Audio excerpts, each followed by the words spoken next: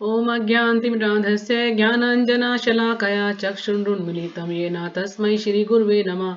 श्रीचैतन्यमनोभीष्टं स्थापितं येन भूतले स्वयं रूपकदा मह्यं ददाति स्वपदान्तिकं।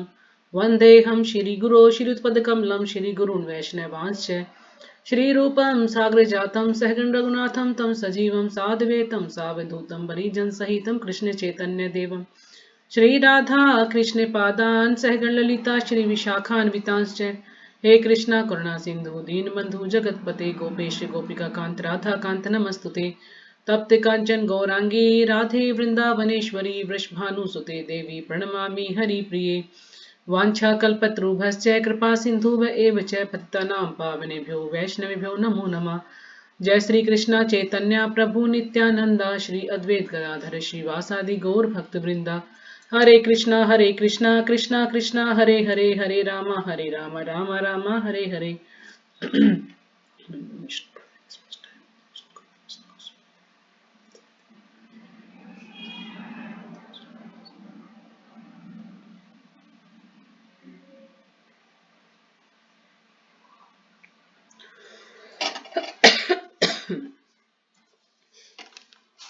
तो कल हमने किया था श्लोक संख्या 41, 42 और 43। तो कल हमने पढ़ा था असफल योगी के बारे में कि असफल योगी पवित्र आत्माओं के लोकों में अनेकानेक वर्षों तक भोग करने के बाद या तो सदाचारी पुरुषों के परिवार में या कि धनवानों के कुल में जन्म लेता है। क्योंकि अर्जुन ने पूछा था भगवान से कि जो असफल योगी है उसकी गति क्या होगी, इससे पहले वाले श्लोक में। तो फिर भगवान ने बताया कि जो असफल योगी हैं वो क्या करेंगे, या तो पवित्र आत्माओं के लोकों में अनेकानेक वर्षों तक भोग करने के बाद या तो सदाचारी पुरुषों के परिवार में या धनवान पुरुषों के परिवार में जन्म लेंगे। अथवा का मतलब फिर, या यदि दीर्घ काल तक योग करने के बाद असफल रहे तो यानी किसी ने बहुत लंबे समय तक योग किया है और उसके बाद भी वो असफल रहे तो वह ऐसे योगियों के कुल में जन्म लेता है जो अति बुद्धिमान है। बुद्धिमान योगियों के घर में जन्म लेगा। निश्चय ही इस संसार में ऐसा जन्म दुर्लभ है। लेकिन ये बहुत ही दुर्लभ है, कोई विरला ही है ऐसा कि जो इस प्रकार से उसका जन्म होगा। अगला था, हे कुरुनंदन, ऐसा जन्म पाकर वह अपने पूर्व जन्म की दैवी चेतना को पुनः प्राप्त करता है। जब ऐसा जन्म उसको मिल जाता है किसी बुद्धिमान परिवार में तो वो अपनी दैवी चेतना को फिर से प्राप्त कर लेता है। दैवी चेतना क्या है कि यानी उसके, आप इसको सुकृति भी समझ सकते हैं, यानी उसके कुछ पुण्य ऐसे हो कि वो भक्ति में जुड़ जाए। कि हर एक व्यक्ति भक्ति में नहीं जुड़ सकता, जब उसके कुछ पुण्य होते हैं तभी वो भक्ति में जुड़ता है। जैसे कि मान लीजिए जब किसी को कहेंगे कि चलो आप मंदिर चलो, वो मना कर देगा, नहीं मैं नहीं जा रहा। फिर वो सोचता कि चलो एक बार जाके देख लेता हूँ, ये मित्र मुझे बोल रहा है तो चलो मैं चलता। तो ये नहीं, उसकी दैवी चेतना, उसके कुछ गुण है, पुण्य है उसके, ताकि वो मंदिर चला जाता है और फिर धीरे धीरे भक्तों का संग करता है और फिर वो भक्ति में जो है आगे आगे धीरे धीरे प्रगति करता है। तो पूर्ण सफलता प्राप्त करने के उद्देश्य से वह आगे उन्नति करने का प्रयास करता है। तो आज हम उससे आगे पढ़ेंगे श्लोक संख्या 44। पूर्व अभ्यासेन तेनेव हीयते हि वशो अपि सह जिज्ञासुरपि योगस्य शब्द ब्रह्माति वर्तते। तो जो भी माता जी श्लोक का पढ़ना चाहे पढ़ सकती हैं।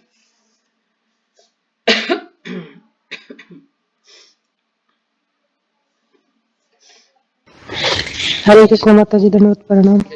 सभी भक्तों को धन्यवाद प्रणाम।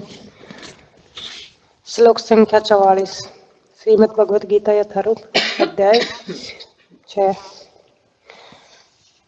पूर्वाभ्यासेन तनेव हीयते हौषो अपि स जिज्ञासुर अपि योगस्य शब्द ब्रह्माति वर्तते। हरे कृष्ण माता जी, धन्यवाद प्रणाम। हरे कृष्ण माता जी, धन्यवाद प्रणाम। अध्याय संख्या 6, ध्यान योग, श्लोक संख्या 44। पूर्व अभ्यासेन तेन एव हीयते हि अवशेष अपि स जिज्ञासु अपि योग से शब्द ब्रह्म अति वर्तते। हरे कृष्ण माता जी, धन्यवाद प्रणाम। जी प्रणाम। हरे कृष्ण माता जी, सादर प्रणाम सभी भक्तों को, सादर प्रणाम। श्रीमद् भगवत गीता यथारूप अध्याय 6 श्लोक संख्या 44। पूर्वहव्यासेन तेन एव ह्रियते हि अवस्य अपि स जिज्ञासु अपि योगस्ते सबद्भ्रमा अतिवर्तते। हरे कृष्ण। और हरे कोई? कृष्ण माता जी, हाँ जी, हरे श्री कृष्ण कृष्ण। माता जी, दंडवत प्रणाम। अध्याय 6 श्लोक संख्या 44। पूर्वा भयस्येन तमेव ह्रियते हवासोऽपि स जिज्ञासासुरपि योगस्य तद्ब्रह्माति वर्तते। हरे कृष्ण माता जी, हाँ जी। प्रणाम। हरे कृष्ण माता जी, धन्यवाद प्रणाम। पूर्वाभ्यासे तेन ह्रियते आसोऽपि जिज्ञासुरपि योगस्य सबद्ब्रहातिर्वते। हरे कृष्णा माता जी। हाँ जी, हरे कृष्ण। तो ठीक है, शब्दार्थ पढ़ते हैं। पूर्व पिछला, अभ्यासेन अभ्यास से, तेन उससे, एव ही हीयते आकर्षित होता है, ही निश्चय ही, अवश्य है स्वतः, अपि भी सह वह, जिज्ञासु उत्सुक, अपि भी योगस्य योग के विषय में, शब्द ब्रह्म शास्त्रों के अनुष्ठान, अति वर्तते परे चला जाता है। अनुवाद। अपने पूर्व जन्म की दैवी चेतना से वह न चाहते हुए भी स्वतः योग के नियमों की ओर आकर्षित होता है। तो यहाँ पर भगवान बता रहे हैं कि उसकी दैवी चेतना, यदि उसके पुण्य कर्म है या उसके पास सुकृति है, तो वो ना चाहते हुए, अगर वो मंदिर नहीं भी जाना चाहता, लेकिन उसके जो कर्म है ना, वो इस प्रकार के हैं कि वो कहेगा कि नहीं जाऊंगा, लेकिन फिर भी वो योग में चला जाता है, योग के नियमों की ओर आकर्षित होता है। यानी कोई इसको कहेगा मंदिर चलो, तो वो चला जाता है, ना करते चलो भी चल पड़ता हूँ एक बार। ऐसा जिज्ञासु योगी शास्त्रों के अनुष्ठानों से परे स्थित होता है। जो ऐसा जिज्ञासु है, यानी ऐसा उत्सुक जो योगी है, वो जो शास्त्रों के जो अनुष्ठान है उनसे परे स्थित होता है। अनुष्ठान जैसे शास्त्रों में बहुत सारे बता रखे ना, ये यज्ञ करोगे तो ये फल मिलेगा, ये करोगे तो ये कर्म मिले, तो अलग तरह के कुछ कुछ कर्म कांड उसमें दिए गए हैं। तो उन चीजों से परे होता है, बिल्कुल अलग होता है वो। तात्पर्य शिल्पराज जी के द्वारा, शिल्पराज जी की जय। उन्नत योगी जन शास्त्रों के अनुष्ठानों के प्रति अधिक आकृष्ट नहीं होते, किंतु योग नियमों के प्रति स्वतः आकृष्ट होते हैं। तो जो योगी हैं, जो उन्नत योगी जन हैं, काफी उन्नत हैं वो भक्ति में, तो वो आकृष्ट नहीं होते इन अनुष्ठानों के प्रति, लेकिन जो योग के प्रति, जो योग के जो नियम है उनके प्रति वो अपने आप ही आकृष्ट हो जाते हैं, जिनके द्वारा वे कृष्ण भावनामृत में आरूढ़ हो सकते हैं। तो ऐसे लोग जो है कृष्ण भावनामृत में स्थित हो सकते हैं, उसमें टिक सकते हैं। श्रीमद् भागवतम में 3.33.7 उन्नत योगियों द्वारा वैदिक अनुष्ठानों के प्रति अवहेलना की व्याख्या इस प्रकार की गई है। अहो बत सो पचो अतो गरियान यज्जी ही ग्रे वर्तते नाम तुभ्यम ते पुष्ट पस्ते जुहु सस्नुचार्या ब्रह्मानु नूर्चाम गृणति ये ते। हे भगवान, जो लोग आपके पवित्र नाम का जप करते हैं, वे चांडालों के परिवार में जन्म लेकर भी आध्यात्मिक जीवन में अत्यधिक प्रगत होते हैं। तो यहाँ पर भगवान बता रहे हैं, अर्जुन उनको बोल रहे हैं कि हे भगवान, जो लोग आपके पवित्र नाम का जप करते हैं, चाहे वे चांडालों के परिवार में भी जन्म ले, कभी आध्यात्मिक जीवन में अत्यधिक प्रगत होते हैं। चाहे वो चांडालों के परिवार से हो, लेकिन फिर भी वो अच्छी ज्यादा प्रगति करते हैं। ऐसे जपकर्ता निसंदेह सभी प्रकार के तप और यज्ञ कर चुके होते हैं। अब जो इस प्रकार के लोग हैं, वो सारे जप तप सब कुछ उन्होंने कर लिया होता है, तीर्थ स्थानों में स्नान कर चुके होते हैं और समस्त शास्त्रों का अध्ययन कर चुके होते हैं, जो कि भगवान के जो भक्त हैं, चाहे वो किसी भी परिवार में हो, लेकिन वो भक्त हैं क्योंकि उन्होंने पिछले जन्म में अच्छे से भक्ति की है, वो इन सारी चीजों को पार कर चुके हैं, तप यज्ञ सब कुछ वो कर चुके हैं। इसका सुप्रसिद्ध उदाहरण भगवान चैतन्य ने प्रस्तुत किया, जिन्होंने ठाकुर हरिदास को अपने परम प्रिय शिष्य के रूप में स्वीकार किया। तो यहाँ पर जो हरिदास ठाकुर का उदाहरण दिया गया, क्योंकि हरिदास ठाकुर एक मुसलमान परिवार में थे लेकिन भगवान के शुद्ध भक्त थे। तो यही कारण, मतलब ये उदाहरण से समझाना चाह रहे कि पहले इन्होंने सब कुछ कर चुका है, तभी तो भगवान के शुद्ध भक्त बने हुए हैं। क्योंकि ये ब्रह्मा जी का अवतार बताया जाता है हरिदास ठाकुर। तो जब ब्रह्मा जी ने गायों को चुराया था, ग्वालों को चुराया था जब, तो फिर उन्होंने भ्रमित हो गए थे, लेकिन बाद में उन्हें आभास हुआ कि तो भगवान श्री कृष्ण है, तो उसका पश्चाताप करने के लिए उन्होंने फिर ये हरदास ठाकुर के रूप में आए थे। तो भगवान ने उन्हें अपने परम प्रिय शिष्य के रूप में स्वीकार किया। यद्यपि हरदास का जन्म एक मुसलमान परिवार में हुआ था, किंतु भगवान चैतन्य ने उन्हें नामाचार्य की पदवी प्रदान की, क्योंकि वे प्रतिदिन नियम पूर्वक 3 लाख भगवान के पवित्र नामों का जप करते थे। तो 3 लाख नाम डेली करते थे। ये बताया जाता है सिर्फ 2-3 घंटे में ही वो अपना खाना पीना सोना जो भी वो करते थे, रेस्ट वो सब 2-3 घंटे में ही करते थे। बाकी समय में वो जप ही करते थे, सारा दिन जप ही करते रहते थे। यहाँ तक कि जब एक वेश्या उनके पास आती है संग करने के लिए, तो उसको यही बोलते हैं कि मेरा भी जप बाकी है, जब मेरा जप पूरा हो जाएगा तो मैं तुम्हारे साथ संग अवश्य करूंगा। तो शायद लक्ष्य धारा था उस वेश्या का नाम। तो बार बार जो है वो 3 दिन लगातार आई, लेकिन हरदास ठाकुर ने हर बार यही बोला कि मैं जप कर रहा हूँ, जब मेरा जप पूरा हो जाएगा तो मैं संग करूंगा आपके साथ। लेकिन वो जप ही नहीं पूरा था, तो वो चिढ़ती थी इस बात से, बार बार बोलती हरे कृष्णा ऐसे ऐसे, मतलब जैसे गुस्से में कोई इंसान बोलता है ना कि बहुत ज्यादा दुखी, इस तरह प्रकार से बोलती थी। और ऐसा हृदय परिवर्तन हुआ उसका 3 दिन में कि वो स्वयं ही भक्त बन गई, और उसने अपने जो भी उसके पास धन था सारा गरीबों में ब्राह्मणों में उसको बांट दिया। और हरदास ठाकुर जहां पर जप करते थे उनको वो कुटिया सौंप कर हरदास ठाकुर किसी और दूसरी जगह पर चले गए, और वो वहीं पर भगवान का जप करती रही। तो ये होता है शुद्ध भक्तों का प्रभाव, कि जब शुद्ध भक्तों का हम संग करते हैं तो जो भक्त ना भी हो वो भी भक्त बन जाता है। जैसे कि हम अपने यहाँ आसपास में देख सकते हैं वृद्ध भानुरूपा माता जी, आदिल्ला माता जी, इनसे कोई एक बार मिल ले तो वो भक्त बनेगा ही। क्यों? क्योंकि ये लोग, इनकी जो साधना है बड़ी स्ट्रोंग है, चाहे कैसी परिस्थिति हो इनकी जो साधना है वो हमेशा बरकरार है। क्योंकि वृद्ध भानुरूपा माता जी को जैसे देखते हम कि कितनी, मतलब माता जी बीमार हैं, लेकिन उनको देखने से लगता नहीं वो बीमार है, ऐसा लगता कि हम बीमार हैं। इतना, मतलब घर बैठे बैठे इतनी जो है गीता उन्होंने बांट दी है, और कहती हैं जो भी उनसे मिल जाता है ना वो भक्त बनता ही बनता है। ऐसा होता ही नहीं कि भक्ति में ना जुड़े। और हम ऐसे हैं कि हमारे घर में कोई आ जाए, क्योंकि हम खुद ही भक्त नहीं है तो दूसरों को भक्त बना ही नहीं पाते। अब जो उनके तो कोई भी मिलता है तो उसी को भक्त बना देते। ऐसी आदिल्ला माता जी हैं, उनसे भी कोई मिलता है तो भक्त बन जाता है। तो ये होता है हमारी जब साधना, जैसी हमारी साधना जितनी स्ट्रोंग होगी उतना ही हमारे अंदर ये गुण अपने आप ही आ जाएंगे।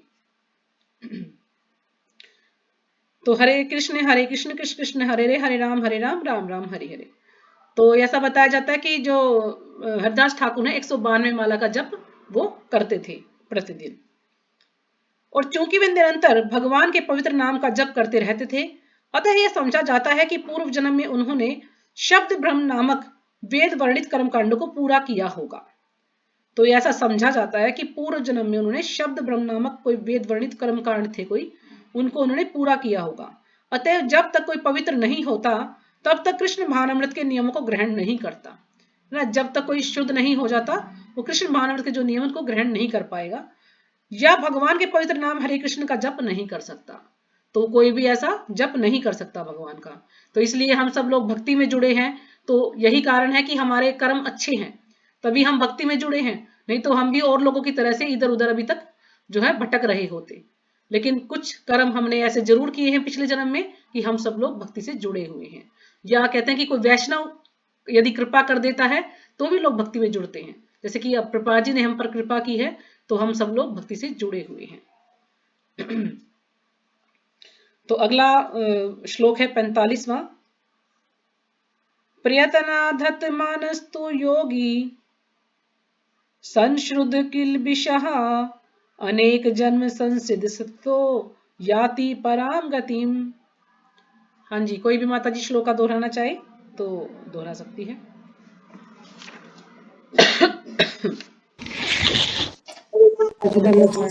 नाम सभी भक्तों को।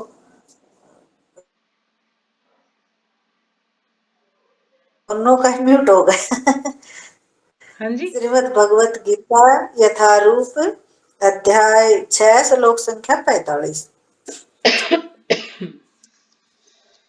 पर्येनात् यतमान तू योगी संश्रद्ध किलवस अनेक जन्म संसिद्धि तते याति पराम गति। हरे कृष्णा माता जी। हरे कृष्ण।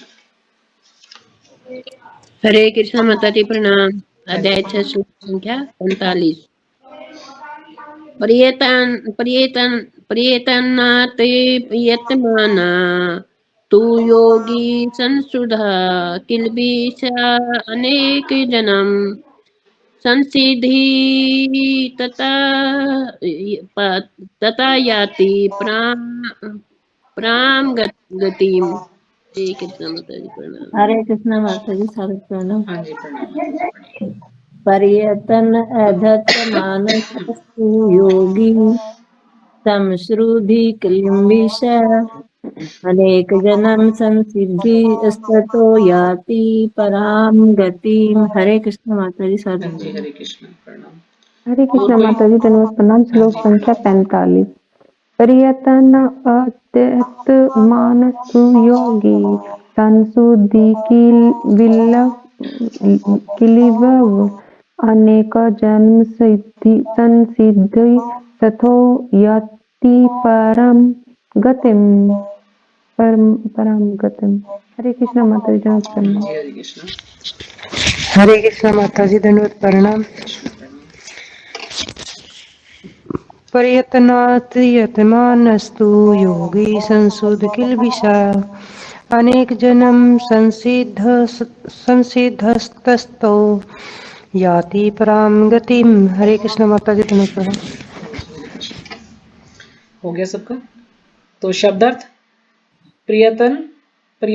प्रियतनाथ कठिन अभ्यास से यतमानः प्रयास करते हुए तू तथा योगी ऐसा योगी संश्रुद्ध शुद्ध होकर किलबिशः जिसके सारे पाप अनेक अनेकानेक जन्म जन्मों के बाद संसिदः सिद्धि प्राप्त करके ततः तत्पश्चात याति प्राप्त करता है पराम सर्वोच्च गतिम गंतव्य को। अनुवाद। और जब योगी समस्त कल्मश से शुद्ध होकर सच्ची निष्ठा से आगे प्रगति करने का प्रयास करता है, जब योगी समस्त कल्मश से यानी जितने भी उसके पाप है या गंदगी है, कहते हैं मैल, या जो भी उसके अंदर कल्मश भरे हुए हैं, वो सब जो है उन चीजों से शुद्ध हो जाता है। कोई भी उसके अंदर किसी प्रकार का कोई भी पाप नहीं होता, तो शुद्ध हो जाता। तो सच्ची निष्ठा से आगे प्रगति करने का प्रयास करता। सच्ची निष्ठा यानी बिल्कुल अटूट विश्वास है उसको भगवान पर, पूरी तरह से वो भगवान के प्रति शरणागत है। शरणागत होकर वो आगे प्रगति करने का प्रयास करता है। तो अंतोगत्वा अनेकानेक जन्मों के अभ्यास के पश्चात सिद्धि लाभ करके वह परम गंतव्य को प्राप्त करता है। तो आखिर में अंत में क्या होगा कि अनेकानेक जन्मों के अभ्यास से, क्योंकि उसने इतने सारे जन्म लिए हैं, अब हम ये तो नहीं सोच सकते ना कि पता नहीं हम शुद्ध हुए या नहीं, हम भगवान के धाम गए या नहीं गए, या जाएंगे या नहीं जाएंगे, तो ऐसा हम नहीं सोच सकते ना। वो भगवान ही बता सकते हैं कि हम शुद्ध हुए तो हम भगवान के धाम जाएंगे या नहीं जाएंगे। तो अभी हम ऐसा नहीं कर सकते, यानी जो काफी जन्म उनको लगते हैं। अब पता नहीं हमारे कितने जन्म हो चुके होंगे कि हम जो है भक्ति में जुड़े हुए हैं, और अभी भी पता नहीं हम इतना शुद्ध हो पाएंगे कि नहीं, भगवान के धाम जा पाएंगे कि नहीं। तो इस प्रकार से अनेकानेक जन्मों के अभ्यास के पश्चात सिद्धि लाभ करके, यानी काफी जन्मों के बाद उसको सिद्धि प्राप्त होती है कि वह भगवान के परम गंतव्य को, यानी उसका जो परम गंतव्य है भगवान का धाम, उसको वो प्राप्त करता है, सिद्धि यदि वो प्राप्त कर लेता है तो। तात्पर्य शिल्पाद जी के द्वारा। शिल्पाद जी की जय। सदाचारी धनवान या पवित्र कुल में उत्पन्न पुरुष योग अभ्यास के अनुकूल परिस्थिति से सचेष्ट हो जाता है। अब जो सदाचारी या धनवान या किसी पवित्र कुल में उत्पन्न हुआ व्यक्ति योग अभ्यास के अनुकूल परिस्थिति सचेष्ट रहता है, यानी जो योग के प्रति जो अनुकूल है, जो उसके पक्ष में है, उस चीज को वो उसके प्रति सचेष्ट रहता है, बिल्कुल सतर्क रहता है कि हाँ ये कार्य मुझे करना है। लेकिन जो भक्ति के प्रतिकूल है वो उस कार्य को नहीं करता है। जो भक्ति के अनुकूल है, जो योग अभ्यास के अनुकूल है, उसी कार्य को वो करता है, जिससे उसे भक्ति में और प्रगति करने का अवसर मिले। लेकिन ऐसी जो परिस्थिति है, ऐसी जो चीजें हैं जो कि भक्ति के प्रतिकूल हैं, उसको भक्ति करने में बाधा आएगी तो ऐसी चीजों से वो दूर रहता है। अतः वह दृढ़ संकल्प करके अपने अधूरे कार्य को करने में लग जाता है। तो बिल्कुल दृढ़ संकल्प, कहते हैं अटूट विश्वास है उसको, तब वो जो है, जो उसका जो अधूरा कार्य है, मान लीजिए उसने 10% भक्ति की है, तो उससे आगे उस भक्ति को अपना अच्छे से करने में लग जाता है। और इस प्रकार वह अपने को समस्त भौतिक कलमश से शुद्ध कर लेता है।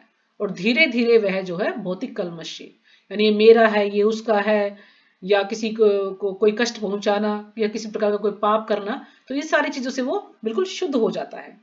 समस्त कलमश से मुक्त होने पर उसे परम सिद्धि कृष्ण भावामृत प्राप्त होती है। तो परम सिद्धि क्या है? कृष्ण भावामृत। तो हम सब भक्ति में जुड़े हुए हैं, कृष्ण भावामृत से जुड़े हुए हैं, तो कुछ तो हमने भी प्रगति की है ना, कुछ तो हमारे भी पाप कम हुए। धीरे और जो है आगे हम प्रगति करेंगे तो हम भी जो है शुद्ध भक्त बन जाएंगे। लेकिन अभी हम सब कर रहे हैं, अभी हम सब बस भक्ति से जुड़े हुए।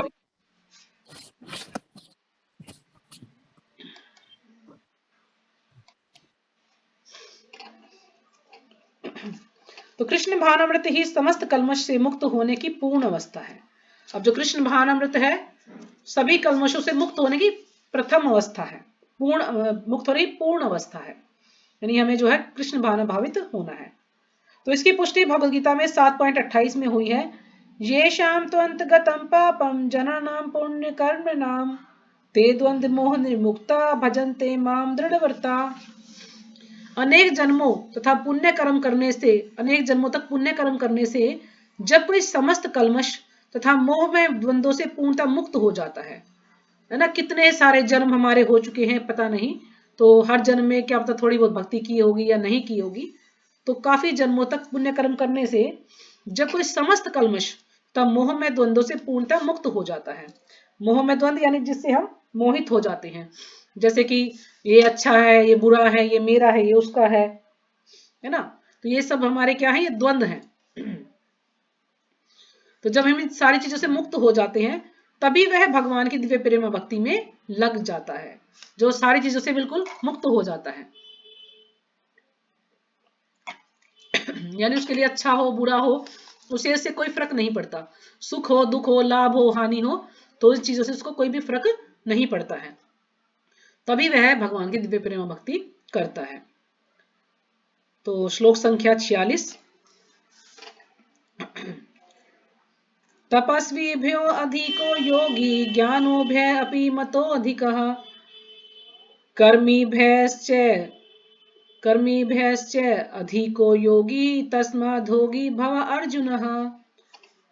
तो जो भी माता जी श्लोक पढ़ना चाहे पढ़ सकती हैं। हरे कृष्णा माता जी, सादर प्रणाम। प्रणाम माता जी। तपस्वी भयो अधिको योगी ज्ञानी भयो अपि मतो अधिक कर्मेभ्यो च अधिको योगी तस्माधिको भवा अर्जुन। हरे कृष्णा माता जी, सादर प्रणाम। हरे कृष्णा माता जी, सादर प्रणाम सभी भक्तों को। श्रीमद् भगवत गीता यथारूप अध्याय 6 श्लोक संख्या 46 है ना माता जी? हाँ जी हाँ जी। तपस्वी अधिक ज्ञान योगी ज्ञानी भ्यो अपि मतोधिक कर्मी अधिको योगी तस्मा उद्योगी भव अर्जुना। हरे कृष्ण। हरे कृष्ण माता जी प्रणाम। अध्याय 6 श्लोक संख्या 46। तपस्वीभ्यो अधिको योगी ज्ञानीभ्योऽपि मतोऽधिका कर्मीभ्योऽधिको योगी तस्माद्धोगी भव अर्जुन। हरे कृष्ण माता जी। हाँ जी पढ़िए। तपस्वी भयोधिको योगी ज्ञानी भयो अपि मतोधिक कर्मीभ्यश्चैधिको योगी तस्माद्धोगी भवार्जुन। हरे कृष्ण। हरे कृष्ण माता जी, धन्यवाद हाँ जी प्रणाम। हरे कृष्ण। श्रीमद् भगवद गीता यथारूप अध्याय 6 श्लोक संख्या 46। तपस्वीभ्यो अधिको योगी ज्ञानीभ्यो अपि मतो अधिकः कर्मीभ्यश्चाधिको योगी तस्माद् भोगी भावार्जुन। हरे कृष्ण माता। हरे कृष्ण। हो गया। तो शब्दार्थ तपस्वी भय तपस्वियों से अधिक श्रेष्ठ बढ़कर, योगी योगी ज्ञानी भय ज्ञानियों से अपि भी मतः माना जाता है, अधिक है बढ़कर, कर्मी भय सकाम कर्मियों की अपेक्षा च भी अधिक श्रेष्ठ योगी योगी, तस्मात् अतः योगी योगी भव बनो हो। अर्जुन हे अर्जुन। अनुवाद, योगी पुरुष तपस्वी से, ज्ञानी से तथा सकाम कर्मी से बढ़कर होता है, अतः हे अर्जुन तुम सभी प्रकार से योगी बनो। तो यहाँ भगवान बता रहे हैं कि जो योगी पुरुष है वो चाहे तपस्वी हो, चाहे ज्ञानी हो, सकाम कर्मी हो, सभी से बढ़कर होता है, सभी से श्रेष्ठ होता है। अतः हे अर्जुन तुम भी सभी प्रकार से योगी बनो। तो भगवान अर्जुन को योगी बनने का उपदेश दे रहे हैं कि तुम योगी बनो। तात्पर्य श्रीपाद जी के द्वारा। श्रीपाद जी की जय। जब हम योग का नाम लेते हैं तो हम अपनी चेतना को परम सत्य के साथ जोड़ने की बात करते हैं। जब हम योग का नाम लेते हैं तो क्या होगा, जो हमारी जो चेतना है वो परम सत्य यानी भगवान से जुड़ जाती है, उसको जोड़ने का प्रयास करते हैं। और योग क्या है? योग है भगवान की भक्ति करना। ये जो लास्ट वाला जो श्लोक पढ़ेंगे इसमें हमें पता लगेगा वास्तव में योग क्या है। अभी तक हम जब से योग सुनते आ रहे हैं तो इस श्लोक में भगवान उजागर करेंगे आखिर योग है क्या। तो विविध अभ्यासकर्ता इस पद्धति को ग्रहण की गई विशेष विधि के अनुसार विभिन्न नामों से पुकारते हैं। अब जो अनेक प्रकार के जो अभ्यास करता है, जो कि अभ्यास करते हैं भक्ति में, तो इस पद्धति को ग्रहण की गई विशेष विधि के अनुसार, तो जो भी इसकी जो विशेष विधि है उसको अलग अलग नामों से पुकारते हैं। तो जब यह योग पद्धति सकाम कर्मों से मुख्यतः संबंधित होती है तो कर्म योग कहलाती है। तो अलग अलग नामों से सब पुकारते हैं विधि को, जो भक्ति की विधि है। तो जैसे पहले बताया कि जो योग पद्धति है सकाम कर्मों से, जब यह योग पद्धति सकाम कर्मों से मुख्यतः संबंधित होती है, यानी सकाम कर्मों से संबंधित होती है तो ये कर्म योग कहलाती है। क्योंकि जो सकाम कर्मी है वो क्या करते हैं कि कर्म तो करते हैं, वो भगवान की भक्ति भी करते हैं, लेकिन साथ में उनकी कुछ इच्छाएं भी होती हैं। यानी वो भगवान की भक्ति कर रहे हैं, जप कर रहे हैं, आरती कर रहे हैं, लेकिन उनके मन में ये भी रहता है कि मैं इतने दिन से जप कर रहा हूं, मैं भगवान की सेवा कर रहा हूं, मुझे इसका फल क्या मिलेगा। यानी फल की इच्छा से वो भक्ति करता है, तो वो है सकाम कर्मी। तो यानी ऐसी जो पद्धति है वो क्या है, वो कर्म योग कहलाती है। जब यह चिंतन से संबंधित होती है तो ज्ञान योग कहलाती है। और जब यह चिंतन यानी धीरे धीरे फिर भगवान का चिंतन करने लगता है, जब उसका संबंध हो जाता है, चिंतन से संबंधित होती तो फिर वो ज्ञान योग कहलाती है। यानी धीरे धीरे उसे ज्ञान होने लगता है भगवान के बारे में, वो और ज्यादा जो है ज्ञान प्राप्त करना चाहता है।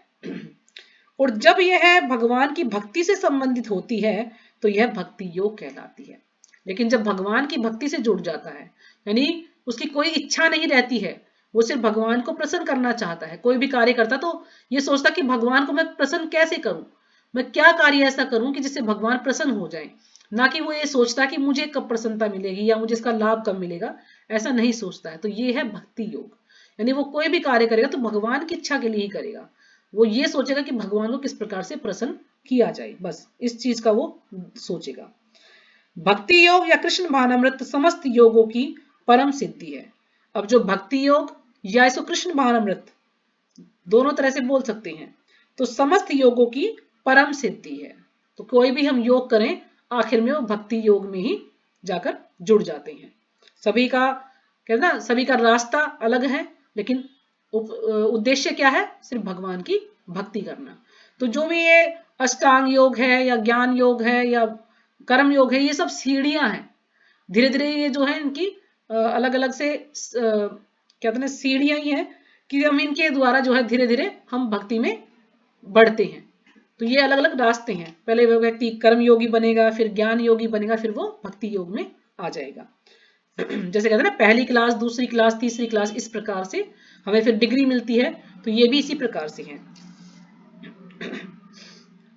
जैसा कि अगले श्लोक में बताया जाएगा। भगवान ने यहाँ पर योग की श्रेष्ठता की पुष्टि की है, किंतु उन्होंने इसका उल्लेख नहीं किया कि यह भक्ति योग से श्रेष्ठ है। तो भगवान ने भक्ति योग की यहाँ पर योग की श्रेष्ठता की पुष्टि की है, योग के बारे में बताया, लेकिन इसका उल्लेख नहीं किया कि ये वास्तव में भक्ति योग से श्रेष्ठ है। भक्ति योग पूर्ण आत्मज्ञान है, अतः इससे बढ़कर कुछ भी नहीं है। जो भक्ति योग है पूर्ण आत्मज्ञान है, पूरी तरह से वो आत्मा में स्थित हो जाता है व्यक्ति, उसको आत्मा का ज्ञान हो जाता है कि मैं क्या हूं, मैं आत्मा हूं और मेरा कार्य भगवान को प्रसन्न करना, भगवान की सेवा करना, बस उसकी और कोई भी इच्छा नहीं रहती है।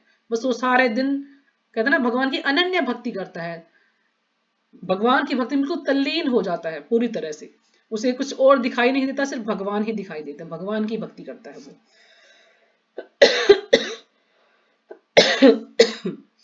आत्म ज्ञान के बिना तपस्या अपूर्ण है। जब तक हमें आत्मा का ज्ञान नहीं होगा,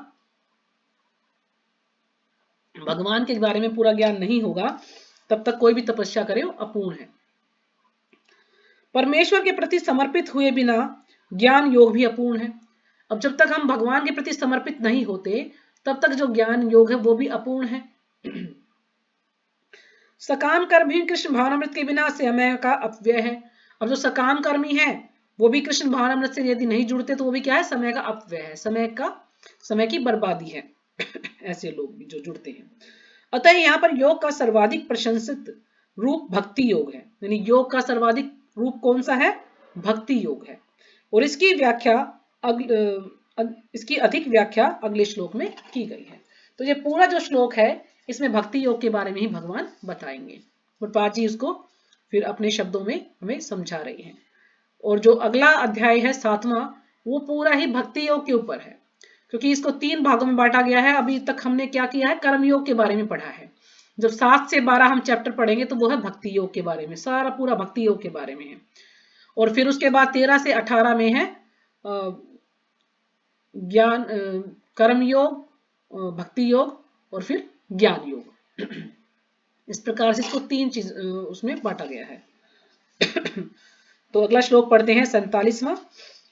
योगिनामपि सर्वेषां मद्गतेनान्तरात्मनः श्रद्धावान् भजते यो मां स मे युक्ततमो मतः। तो ये श्लोक आप याद भी कर सकते हैं, ये काफी महत्वपूर्ण श्लोक है, अगर कोई भी याद करना चाहे तो इसको। तो ठीक है, कोई भी श्लोक आप पढ़ना चाहे तो पढ़ सकता है। पढ़ेगा कोई? माता जी आप ही कर दो, फिर टाइम नहीं रहेगा। अच्छा, थोड़ा टाइम आज ज्यादा लग सकता है माता जी, अगर आप कोई भी जल्दी निकलना चाहे तो निकल सकता है, ठीक है? क्योंकि श्लोक या माता जी आप हाँ, क्योंकि मैं इसको पूरा संडे को रिवीजन भी हो जाएगा। हाँ, संडे को रिवीजन करेंगे ना, इसलिए आज इसको पूरा करेंगे। तो शब्दार्थ, योगी नाम योगियों में से अपि भी सर्वेशाम समस्त प्रकार के मत गतेन मेरे परायण सदैव मेरे विषय में सोचते हुए अंत आत्मनः अपने भीतर श्रद्धावान पूर्ण श्रद्धा सहित भजते दिव्य प्रेम भक्ति करता है, यह जो माम मेरी परमेश्वर की सह वह में मेरे द्वारा युक्त तमहा परम योगी मतः माना जाता है। अनुवाद, और समस्त योगियों में से जो योगी अत्यंत श्रद्धा पूर्वक मेरे परायण हैं। तो भगवान यहाँ पर बता कि समस्त योग जितने भी योगी हैं उन सबसे जो अत्यंत श्रद्धा पूर्वक बहुत ही ज्यादा से भगवान के प्रति श्रद्धा है जिसकी, वो क्या है, मेरे परायण है, यानी पूरी तरह से भगवान पर ही आश्रित है। कोई भी कार्य करता तो भगवान के लिए ही करता है। अपने अंतःकरण में मेरे विषय में सोचता है, और अपने अंतःकरण में, अपने हृदय में या अपने अंतर्मन में जो है हमेशा भगवान के विषय में ही सोचता है, भगवान का ही ध्यान करता है और मेरी दिव्य प्रेमा भक्ति करता है और भगवान की दिव्य प्रेमा भक्ति करता है, वह योग में मुझसे परम अंतरंग रूप में युक्त रहता है। तो भगवान कहते हैं कि ऐसा योगी वो मुझसे परम अंतरंग रूप में, परम अंतरंग यानी बिल्कुल घनिष्ठ, बहुत ज्यादा घनिष्ठ रूप में वो भगवान से जुड़ा रहता है और सबों में सर्वोच्च है। यानी जितने भी योगी हैं सब में ज्यादा जो उच्च है या सर्वोच्च है वो है ये योगी, जो कि पूरी तरह से भगवान पर ही आश्रित है। और यही मेरा मत है। तो भगवान कहते हैं यही मेरा मत है। तो तात्पर्य श्रीपाद जी के द्वारा, श्रीपाद जी की जय। यहां पर भजते शब्द महत्वपूर्ण है ना। अब हम सोचेंगे कि भजते, भजते का मतलब भगवान को भजना, लेकिन यहाँ पर बताया कि भजते भज धातु से बना है, जिसका अर्थ है भगवान की सेवा करना। तो भजते का अर्थ क्या है? भगवान की सेवा करना। अंग्रेजी शब्द वर्शिप, पूजन से यह भाव व्यक्त नहीं होता। अब अंग्रेजी में वर्शिप बोल देते हैं, तो वर्शिप यानी पूजन, तो उससे जो भाव है व्यक्त नहीं होता कि भगवान की सेवा करना। क्योंकि वर्शिप का तो क्या अर्थ है कि भगवान की आरती करना, है ना, भगवान की पूजा करना। लेकिन जो भगते हैं वो है भजते हैं भगवान की सेवा करना, तो उससे जो ये भाव है ये प्रकट नहीं होता है। क्योंकि इससे पूजा करना, सम्मान दिखाना तथा योग्य का सम्मान करना सूचित होता है। क्योंकि जो वर्शिप शब्द हम लिख देते हैं वो क्या है? किसी के लिए किसी की पूजा करना, या कोई हमसे कोई बड़ा व्यक्ति है उसका सम्मान करना, या किसी को सम्मान के योग्य समझना, तो उसको सूचित करता है। किंतु प्रेम तथा श्रद्धा पूर्वक सेवा तो श्री भगवान के निमित्त है। लेकिन हम प्रेम करते हैं या श्रद्धा पूर्वक भगवान की सेवा करते हैं, तो ये सब भगवान के ही निमित्त है, भगवान के लिए ही किया जाता है। किसी सम्माननीय व्यक्ति या देवता की पूजा न करने वाले को कहा जा सकता है। अब कोई व्यक्ति है, कोई बड़ा व्यक्ति आया है, तो हम उसका सम्मान ना करें या हम किसी देवी देवता का सम्मान ना करें, तो उसको कहा जाता है, ऐसे व्यक्ति को अशिष्ट कहा जाता है। जो ऐसे लोगों की पूजा ना करे, देवताओं की या किसी बड़े व्यक्ति का सम्मान ना करे, तो उसको अशिष्ट कहा जाएगा। लेकिन यदि कोई भगवान की सेवा न करने वाले की तो पूरी तरह भर्त्सना की जाती है। लेकिन जो भगवान की सेवा नहीं करता उसे तो असुर के तुल्य समझा जाता है, यानी काफी भर्त्सना की गई है उसकी, यानी वो असुर है या अयोग्य है या बिल्कुल कपटी है, कुछ भी, मतलब बहुत ही ज्यादा उसको निम्न समझा जाता कि भगवान की सेवा नहीं करता, तो असुर के तुल्य है। जैसे असुर करते हैं इस प्रकार से उसको माना जाता है। तो हम 1% चाहे हम किसी की देवता की भक्ति ना करें, या हम किसी कोई व्यक्ति आया हमारे घर में, मान लीजिए प्रधानमंत्री, उनका सम्मान ना करें, तो हमें अशिष्ट तो कहा जाएगा, ठीक है। लेकिन यदि भगवान की भक्ति ना करें तो बिल्कुल हम असुर कहे जाएंगे। तो इसलिए हमें भगवान की भक्ति अवश्य करनी है। वैसे तो हमें सभी का सम्मान करना है, जो देवी देवताएं हैं सभी का सम्मान करना होता है, उनकी भक्ति नहीं करनी देवी देवताओं की, लेकिन सम्मान करना है। हम कभी देवी देवता मंदिर में जाते हैं या कभी भी हम जैसे रास्ते में जा रहे हैं, कभी हम कोई मूर्ति दिख जाती तो हमें सम्मान करना चाहिए, प्रणाम करना चाहिए, लेकिन बस उनकी भक्ति नहीं करनी चाहिए, उनको भगवान नहीं समझना चाहिए, क्योंकि वो भगवान के भक्त हैं सब, तो उनको सम्मान देना चाहिए। प्रत्येक जीव भगवान का अंश स्वरूप है और इस तरह प्रत्येक जीव को अपने स्वभाव के अनुसार भगवान की सेवा करनी चाहिए। अब जितने भी जीव हैं 84 लाख योनियां, सब भगवान के अंश हैं, अंश स्वरूप हैं, तो इसलिए प्रत्येक जीव का स्वभाव है के अनुसार उसको सेवा करनी चाहिए। अपने स्वभाव के अनुसार, जैसा हमारा स्वभाव है, जैसा हमारा स्वरूप है, उसके अनुसार हमें भगवान की सेवा करनी चाहिए। न करने से वह नीचे गिर जाता है।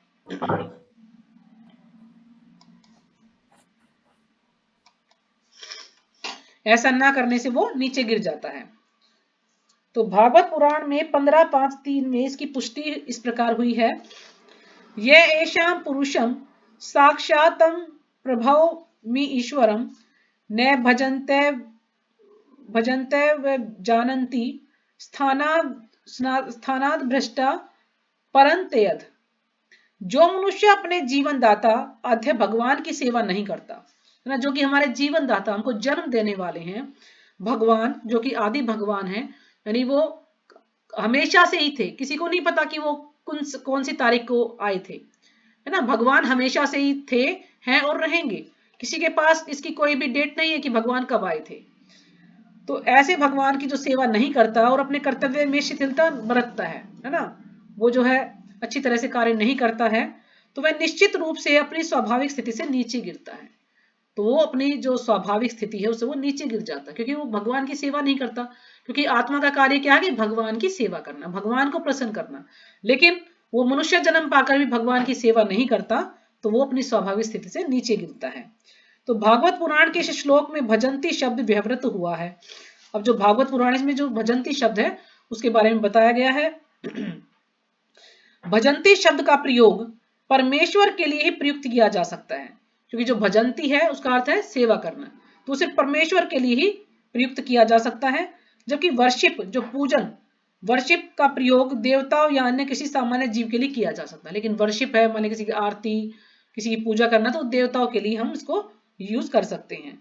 इस श्लोक में प्रयुक्त अवजानंती शब्द भगवत गीता में भी पाया जाता है, जो अवजानंती हैं वो भगवद गीता में पाया गया है। ये श्लोक है 9.11, अवजानंती माम मूढ़ा मानुष्यम तनु आश्रितम। तो ये वाला श्लोक है 9.11 का। तो इसमें भगवान बता रहे कि केवल मूर्ख तथा धूर्त भगवान का उपहास करते हैं, कि जो लोग मूर्ख हैं, धूर्त हैं, जिसे किसी प्रकार को ज्ञान नहीं है, ऐसे ही लोग भगवान का उपहास करते हैं ना। कुछ लोग कहते हैं कि नहीं, भगवान का जन्म हुआ तो भगवान नहीं है, क्योंकि भगवान का कभी जन्म नहीं होता। शिव जी का जन्म नहीं होता, शिव जी भगवान है ना। कृष्ण का जन्म हुआ तो वो भगवान नहीं है। क्यों?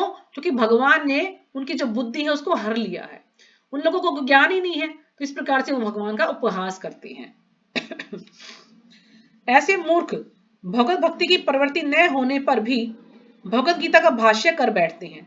जो ऐसे मूर्ख है, जिन्हें यानी ज्ञान भी नहीं है भक्ति का कोई भी, फिर भी वो भगवत गीता का भाष्य कर बैठते हैं, यानी भगवत गीता को लिख बैठते हैं। जैसे कि बहुत से लोगों ने भगवत गीता लिखी है, लेकिन उसमें भगवान के बारे में तो कोई कुछ बताया ही नहीं है, उन्होंने सिर्फ अपना ही गुणगान किया है, भगवान के बारे में कुछ नहीं बताया और भगवत गीता लिख दी। तो भगवत गीता कोई हर एक व्यक्ति भगवत गीता नहीं लिख सकता, जब तक उसको ज्ञान नहीं है, जब तक कि वो भगवान का शुद्ध भक्त नहीं है, वो भगवत गीता नहीं लिख सकता। लेकिन जिसको देखो भगवत गीता लिख रहा है आजकल, सभी लोग भगवत गीता लिखना चाहते हैं, लेकिन किसी को कोई भी ज्ञान नहीं, उसे भगवान के बारे में कुछ भी ज्ञान नहीं दिया गया है, सिर्फ अपना ही गुणगान उन लोगों ने किया है। फलतः वे भजंती तथा वर्शिप शब्दों के अंतर को नहीं समझ पाते। तो फलस्वरूप क्या है कि जो भजंती है यानी भगवान की सेवा करना, और वर्शिप यानी भगवान की पूजा करना, तो इन शब्दों के अंतर को वो नहीं समझ पाते हैं, क्योंकि उन्हें ज्ञान ही नहीं है। यदि उन्होंने भगवान का नाम लिया हो तो उन्हें ज्ञान होगा, लेकिन नहीं, वो तो सिर्फ ऐसे ही सोचते, बस भगवत गीता लेके बहुत महान बन गए हैं। भक्ति योग समस्त योगों की परिणति है। अब जो भक्ति योग है वो क्या है, जितने भी योग है, समस्त प्रकार के जो योग हैं, सबकी परिणति है, यानी सबका परिणाम ही है, सार है सबका। अन्य योग तो भक्ति योग में भक्ति तक पहुंचने के साधन मात्र हैं। तो जितने भी योग हैं, जैसे कि हमने बताया ज्ञान योग, अष्टांग योग और कर्म योग, जितने ध्यान भी योग हैं, योग, हाँ जी, ये सारे योग क्या है, ये भक्ति तक पहुंचने के साधन है हमारे, यानी इनके द्वारा हम भक्ति तक पहुंच सकते हैं, भक्ति योग तक पहुंच सकते हैं। तो ये सब साधन मात्र हैं। योग का वास्तविक अर्थ भक्ति योग है। तो योग का वास्तविक अर्थ क्या है, हम इतने दिन से योग पढ़ रहे हैं, तो उसका अर्थ क्या है, वास्तव में भक्ति योग है, कि हमें भक्ति योग करना, भगवान की भक्ति से जुड़ना है। माता जी 25 दिन से पढ़ रहे हैं। हाँ जी, काफी दिन से पढ़ रहे हैं। तो अन्य सारे योग भक्ति योग रूपी गंतव्य की दिशा में अग्रसर होते हैं। तो जितने भी योग हैं जो हैं, ये सब भक्ति योग रूपी गंतव्य की दिशा में अग्रसर होते हैं, यानी ये आगे बढ़ते हैं, धीरे धीरे प्रगति करते, पहले कर्म योग में, फिर मान लिया अष्टांग योग में, ज्ञान योग में, और फिर धीरे धीरे हम भक्ति योग की तरफ बढ़ते हैं। कर्म योग से लेकर भक्ति योग तक का लंबा रास्ता आत्म साक्षात्कार तक जाता है। अब यहाँ पर प्रहलाद जी बता रहे हैं कि जो कर्म योग से लेकर, पहले व्यक्ति कर्म योग में जाता है, तो कर्म योग से लेकर भक्ति योग तक का जो लंबा रास्ता है वो आत्म साक्षात्कार तक जाता है, यानी इसको आत्म साक्षात्कार हो जाता है कि मैं ये आत्मा हूं, शरीर नहीं हूं, और आत्मा का कार्य है भगवान को प्रसन्न करना, भगवान की सेवा करना। निष्काम कर्मयोग इस रास्ते मार्ग का आरंभ है। अब जो निष्काम कर्मयोग है वो क्या है, शुरुआत है, इसकी आरंभ है। जैसे हमने बताया ना कि जो सकाम कर्मी है वो क्या करते हैं कि भगवान की भक्ति तो करते हैं, पूजा करते हैं, लेकिन उनकी कुछ इच्छाएं भी होती हैं, तो उनको कहा है सकाम कर्मी। लेकिन जो निष्काम कर्म है, निष्काम कर्म यानी वो कोई भी कर्म करेंगे तो भगवान की प्रसन्नता के लिए करते हैं, इसमें उसके लिए कोई भी फल की इच्छा नहीं होती, वो हर फल से अनासक्त होते हैं, यानी उनको ये नहीं सोचता कि मैं भगवान की भक्ति कर रहा हूं तो मुझे क्या फल मिलेगा, नहीं, वो उस चीज से अलग होता है, बिल्कुल अनासक्त होता है, उसे कोई फल नहीं चाहिए, वो बिल्कुल पूरी तरह से भगवान की भक्ति करना चाहता है। जब कर्मयोग में ज्ञान तथा वैराग्य की वृद्धि होती है तो यह अवस्था ज्ञान योग कहलाती है ना। पहले हमने पढ़ा ज्ञान कर्मयोग, लेकिन जब कर्मयोग में ज्ञान और वैराग्य की वृद्धि होती है, व्यक्ति ज्यादा से ज्यादा ज्ञान प्राप्त करता है, और वैराग्य यानी जो फालतू की चीजें यानी भौतिक संसार हैं या उसकी कोई भी इच्छाएं हैं उनसे वो वैराग्य उत्पन्न होता है, धीरे धीरे वो उनसे अनासक्त होना शुरू होता है। तो जब ऐसी स्थिति होती है तो व्यक्ति क्या है, ज्ञान योग में आ जाता है, तो उसको ऐसी अवस्था को ज्ञान योग कहते हैं। फिर जब ज्ञान योग में अनेक भौतिक विधियों से परमात्मा के ध्यान में वृद्धि होने लगती है। अब जब ज्ञान योग में व्यक्ति आता है धीरे धीरे परमात्मा के उसको परमात्मा के ध्यान में वृद्धि होने लगती है ना, ध्यान में बैठ जाता है और परमात्मा का ध्यान करता है धीरे धीरे जो ज्ञान योगी है। तो फिर उसका मन उन पर लगा रहता है ना, परमात्मा को देखने का प्रयास करता है वो अपने हृदय में, है ना, उन्हीं का ध्यान करता है परमात्मा का, तो उनके मन पर लगा रहता, तो उसे अष्टांग योग कहते हैं। फिर वो पहले कर्म योग में लगा व्यक्ति, धीरे धीरे ज्ञान योग की अवस्था तक गया, फिर ज्ञान योग की अवस्था से वो अष्टांग योग की अवस्था में, फिर अष्टांग योग से वो फिर भक्ति योग की अवस्था में। तो इस प्रकार से वो धीरे धीरे जो है प्रगति कर रहा है, क्योंकि जो अष्टांग योगी हैं वो क्या करते हैं, अपनी सारी इंद्रियों को इकट्ठा करके उसको पूरा जो है अपना मन जो है भगवान पर केंद्रित करते हैं। तो ये है अष्टांग योग। तो जब व्यक्ति अष्टांग योग करता है तो इस अष्टांग योग को पार करने पर जब मनुष्य श्री भगवान कृष्ण के निकट पहुंचता है तो वह भक्ति योग कहलाता है ना। जो अष्टांग योगी क्या करते हैं, अपने हृदय में परमात्मा का ध्यान करते हैं। तो धीरे धीरे जब वो इस स्थिति में आते, इस अवस्था में आते हैं, तो फिर वो भक्ति योग कहलाता है। यानी जब भगवान, भक्ति योग क्या है, भगवान को ही जानना, भगवान का ध्यान करना। तो इस प्रकार से जो अष्टांग योग है उसके बाद फिर लोग भक्ति योग में स्थित हो जाते हैं। यथार्थ में भक्ति योग ही चरम लक्ष्य है। अब वास्तव में देखा जाए तो जो भक्ति योग है वही सबसे सर्वश्रेष्ठ है, इससे ऊपर कोई भी और कुछ भी नहीं है। अगर हम भक्ति योग में स्थित हैं तो इससे ऊपर और कोई अवस्था नहीं है। तो इसमें यही लिखा कि भक्ति योग ही चरम लक्ष्य है, सबसे उच्च लक्ष्य है, सबसे सर्वोच्च लक्ष्य क्या है, भक्ति योग। किंतु भक्ति योग का सूक्ष्म विश्लेषण करने के लिए अन्य लोगों को समझना होता है। लेकिन जो भक्ति योग है, भक्ति योग का सूक्ष्म विश्लेषण, बिल्कुल छोटा सा, बिल्कुल सूक्ष्म, जो दिखाई भी ना दे, ऐसा विश्लेषण करने के लिए अन्य योगों को समझना होता है। यानी हम जब भक्ति योग में स्थित होना चाहते हैं तो हमें जो और योग हैं उनको भी अच्छे से समझना होता है, उनका विश्लेषण करना होता है। अतः जो योगी प्रगतिशील होता है वह शाश्वत कल्याण के सही मार्ग पर रहता है। अब जो योगी प्रगतिशील होता है, जो धीरे धीरे प्रगति कर रहा है, ऐसा योगी शाश्वत कल्याण, यानी ऐसा कल्याण जो कि कभी समाप्त ना हो, शाश्वत यानी जो हमेशा रहने वाला है, ऐसे कल्याण के सही मार्ग पर रहता है। यानी वो फिर धीरे धीरे भक्ति योग पर ही आ जाता है। यानी ऐसा कल्याण, ऐसा कार्य करता है, ऐसा पवित्र कार्य करता है कि जो कभी समाप्त नहीं होगा, जो हमेशा सनातन है, शाश्वत रहता है। जो किसी एक बिंदु पर दृढ़ रहता है और आगे प्रगति नहीं करता, वह कर्म योगी, ज्ञान योगी, ध्यान योगी, राज योगी, हठ योगी आदि नामों से पुकारा जाता है। अब जो योगी सिर्फ एक बिंदु पर ही दृढ़ रहता है, बस वो कर्म योग में तो कर्म योग में ही रहेगा, आगे प्रगति नहीं करेगा, तो वो तो इन नामों से वो पुकारा जाता है। किसी को कर्म योगी कहेंगे, कोई ध्यान योग में स्थित ध्यान योगी, कोई हठ योगी, कोई राज योगी, है ना, अलग अलग नामों से उनको पुकारा जाएगा। यदि कोई इतना भाग्यशाली होता है कि भक्ति योग को प्राप्त हो सके तो यह समझना चाहिए कि उसने समस्त योगों को पार कर लिया है।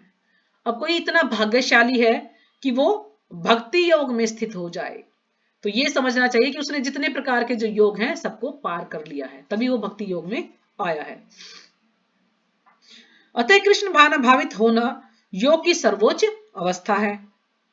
ठीक उसी तरह जैसे कि हम यह कहते हैं कि विश्व भर के पर्वतों में हिमालय सबसे ऊंचा है, जिसकी सर्वोच्च चोटी एवरेस्ट है ना, कहते हैं ना माउंट एवरेस्ट सबसे ऊंची चोटी है। तो इसी प्रकार से जो भक्ति योग है ये भी उससे तुलना की गई कि वो भी सर्वोच्च है, सबसे ऊंचा है। कोई विरला भाग्यशाली ही वैदिक विधान के अनुसार भक्ति योग के पद को स्वीकार करके कृष्ण भावनाभावित हो पाता है। कोई विरला ही, जैसे कि 7.3 में भगवान बताते कि मनुष्याणाम सहस्त्रेषु भक्ति कश्चित यक्ति सिद्ध, ये कुछ ऐसा श्लोक है ना, मुझे भी श्लोक याद नहीं आ रहा। तो उसमें मतलब यही बताया है अनुवाद में कि जो कोई विरला ही है जो कि भगवान को प्राप्त कर पाता है, भगवान के इस भक्ति योग जो पथ है इससे जुड़ पाता है। तो यानी इतने हजारों लाखों व्यक्ति जो है भक्ति कर रहे हैं, तो कोई एक ही ऐसा जो है भाग्यशाली है जो कि भगवान को जान पाता है अच्छी तरह से। आदर्श योगी श्याम सुंदर कृष्ण पर अपना ध्यान एकाग्र करता है, जो बादल के समान सुंदर रंग वाले हैं। और जो आदर्श योगी है वो क्या करता है, श्याम सुंदर कृष्ण पर जो है अपना ध्यान एकाग्र करता है। श्याम सुंदर यानी बादल के समान सुंदर है भगवान, सांवले रंग के भगवान है। जिनका कमल सदृश मुख सूर्य के समान तेजवान है। उनका मुख क्या है, कमल के समान, कमल के समान बिल्कुल, जिनका कमल सदृश मुख सूर्य के समान तेजवान है। इनका मुख जो है कमल के समान है और सूर्य की तरह से तेजवान है। यानी इस प्रकार से भगवान की तुलना की गई हमें समझाने के लिए। न तो भगवान की बराबरी हम किसी से भी भगवान की तुलना नहीं कर सकते। ये सिर्फ हमें समझाने के लिए उदाहरण दिया गया है कि भगवान का जो रंग है वो जो बादल होते हैं उनके समान है, और जो भगवान का मुख है वो कमल के समान है, और जो मुख जो है सूर्य के समान तेजवान है। जैसे सूर्य चमकता रहता है, उसका तेज प्रकाश है, इस प्रकार से भगवान है। जिनका वस्त्र रत्नों से प्रभापूर्ण है, और जिनके वस्त्र रत्नों से प्रभापूर्ण है, जो रत्न है उनके जो वस्त्र हैं पर जो रत्न लगे वो उससे प्रभापूर्ण, बिल्कुल चमक रहे हैं, उनसे अलग ही मतलब प्रकाश निकल रहा है। और जिनका शरीर फूलों की माला से सुशोभित है, और जो फूलों की माला उनसे वो सुशोभित है। उनके अंगों को प्रदीप्त करने वाली उनकी ज्योति ब्रह्म ज्योति कहलाती है, और जो उनके अंगों को प्रदीप्त करती है यानी उनको प्रकाशित करती है उनके अंगों को, ऐसी जो ज्योति है उसको ब्रह्म ज्योति कहा जाता है। तो भगवान के रूप का वर्णन किया गया है यहाँ पर। वे राम, नरसिंह, वराह तथा श्री भगवान कृष्ण जैसे विभिन्न रूपों में अवतरित होते हैं। तो भगवान के हम देखा कि कितने सारे भगवान अवतार लेते हैं, कभी राम के रूप में, कभी नरसिंह भगवान के रूप में, कभी वराह के रूप में, तो इतने सारे भगवान के अवतार होते हैं। वे सामान्य व्यक्ति की भांति माता यशोदा के पुत्र रूप में जन्म ग्रहण करते हैं, और फिर वो सामान्य व्यक्ति की भांति जो है माता यशोदा के पुत्र भी बनते हैं, है ना। जैसे कि एक बार जो नंद महाराज हैं उन्होंने कहा कि कृष्ण को कि मेरे जूते उठा कर लाओ, तो अपने सर पे रख के जूते लेके आते हैं वो, जबकि वो भगवान है, लेकिन वो बिल्कुल एक सामान्य जो बच्चा होता है पिता की सेवा करता है, तो इस प्रकार से वो जूते लेकर के आ रहे हैं। और नंद महाराज बड़े खुश होते हैं कि तुम जो सर पे रख के क्यों लेके आ रहे जूते, लेकिन वो सर पे रख कर जूते लेके आते हैं अपने पिता के। तो इस प्रकार से वो एक सामान्य व्यक्ति की तरह से भी उसमें व्यवहार करते हैं। तो इससे ये नहीं होता कि वो सामान्य व्यक्ति, वो तो भगवान है, भगवान तो भगवान ही रहेंगे चाहे वो किस प्रकार किसी भी रूप में आए। वे सामान्य व्यक्ति की भांति माता यशोदा के पुत्र रूप में जन्म ग्रहण करते हैं, और कृष्ण, गोविंद तथा वसुदेव के नाम से जाने जाते हैं। तो कितने उनके नाम है ना, कृष्ण, कोई गोविंद, कोई वसुदेव, या कोई मधुसूदन, ना भगवान के कितने सारे नाम हैं। वे पूर्ण बालक हैं, यानी वो बालक के रूप में भी हैं, पूर्ण पति भी हैं, है ना, कोई भी उनमें कमी नहीं है, पूर्ण बालक हैं, पूर्ण पति हैं। क्योंकि जितने भी सब पति हैं उनमें सब में इतने गुण नहीं होते, तो पूर्ण पति कौन है, भगवान ही है जो सबके पूर्ण पति हैं। पूर्ण सखा है वो, पूरी तरह से उनमें हर प्रत्येक गुण है सखा के, और पूर्ण स्वामी है, और सभी के पूर्ण स्वामी। जितने भी इस ब्रह्मांड में जितने भी और भी ब्रह्मांड है, जितने भी मतलब जीव हैं, सभी के स्वामी भगवान ही हैं। जो श्री भगवान के इन गुणों से पूर्णतया अभिज्ञ रहता है वह सर्वोच्च योगी कहलाता है। जो कि पूरी तरह से इन गुणों को जानता है, भगवान के इन सभी गुणों को जानता है, वही सर्वोच्च योगी कहलाता है।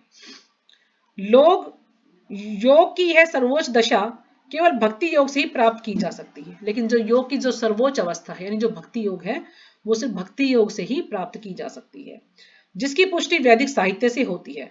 श्वेताश्वतर उपनिषद में भी इसके बारे में बताया गया है। यस्य देवे परा भक्तिर् यथा देवे तथा गुरो तस्येते कथिता ही अर्था प्रकाशन्ते महात्मनः।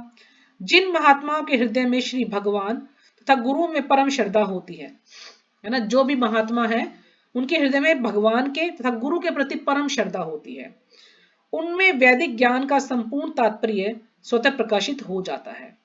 तो जो वैदिक ज्ञान का जो संपूर्ण तात्पर्य है, यानी क्या निचोड़ है उसका, क्या निष्कर्ष है, वो अपने आप ही प्रकाशित हो जाता है।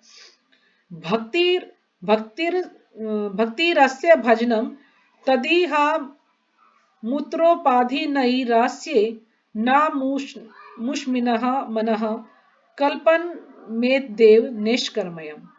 भक्ति का अर्थ है भगवान की सेवा, जो इस जीवन में या अगले जीवन में भौतिक लाभ की इच्छा से रहित होती है ना। भक्ति का अर्थ क्या है कि भगवान की सेवा करनी, चाहे इस जन्म में भी या जो पिछले जन्म में भी हमने कुछ भगवान की भक्ति की है, तो भौतिक लाभ की इच्छा से रहित होती है, यानी उसमें किसी प्रकार की कोई भी इच्छा नहीं होती है। हम कोई भी कार्य करते हैं तो सिर्फ भगवान की प्रसन्नता के लिए करते हैं, हमारी अपनी कोई भी इच्छा नहीं होती है। ऐसी प्रवृत्तियों से मुक्त होकर मनुष्य को अपना मन परमेश्वर में लीन करना चाहिए, यानी ऐसी प्रवृत्तियों से मुक्त होकर, यानी जो इस प्रकार की जो भी आदतें हैं उनसे हमें मुक्त होना चाहिए। मनुष्य को अपनापन परमेश्वर में लीन करना चाहिए, यानी ऐसी जो भी हमारी इच्छाएं हैं उसको से हमें मुक्त होना चाहिए और भगवान की सेवा करनी चाहिए। नैष्कर्म्य का यही प्रयोजन है, जो नैष्कर्म्य है उसका यही प्रयोजन यानी उसका उद्देश्य है, लक्ष्य है। गोपाल तापनी उपनिषद यही लक्ष्य है कि भगवान की भक्ति में तल्लीन हुआ जाए, भगवान की भक्ति किया जाए, भगवान की सेवा की जाए, बस यही उसका प्रयोजन है। ये सभी कुछ ऐसे साधन हैं जिनसे योग की परम संसिधिमयी अवस्था भक्ति या कृष्ण भावनामृत को संपन्न किया जा सकता है। तो ये जितने भी हमने पढ़े हैं, ज्ञान योग, ध्यान योग, राजयोग, हठ योग, अष्टांग योग, ये सब क्या है? सभी साधन हैं भक्ति योग तक पहुंचने के लिए, यानी इस जिससे हम जो भक्ति योग की यानी जो की परम संसिद्धि है, जो परम सिद्धि है, उस अवस्था तक हम उनको संपन्न किया जा सकता है। इन साधनों के द्वारा हम भगवान की भक्ति तक पहुंच सकते हैं, भक्ति योग में स्थित हो सकते हैं। तो इस प्रकार से श्रीमद् भगवद गीता के 6ठे अध्याय ध्यान योग का भक्ति वेदांत तात्पर्य पूर्ण हुआ। तो कल तो छुट्टी रहेगी और परसों फिर हम इसको रिवाइज करेंगे पूरे लेसन को, और मंडे से हम जो है राज विद्या शुरू करेंगे, ठीक है।